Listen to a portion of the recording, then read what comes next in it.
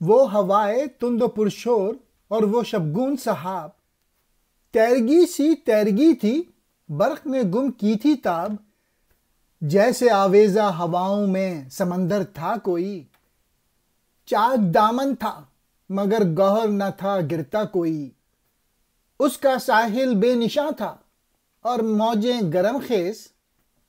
گرم خیز اور تیز طوفانی ہوا سے کم ستیز، رومی اور میں بحر میں جو تھا سیاہ مانند قیر، ایسے تھے جیسے خیال اندر شبستان ضمیر۔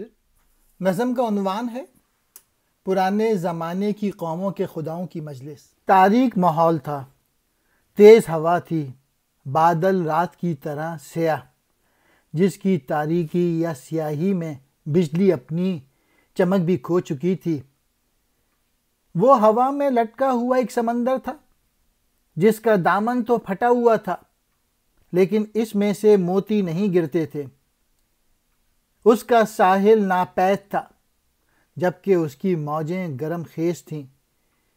یہ موجیں تیزی سے اٹھ رہی تھیں لیکن ہوا سے نہیں ٹکرا رہی تھیں۔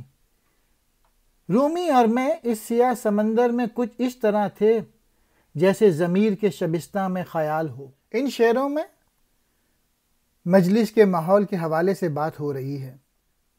شبگون سحاب، رات کی مانند سیاہ بادل۔ تاب کہتے ہیں چمک کو، ہوا کہتے ہیں فضا کو۔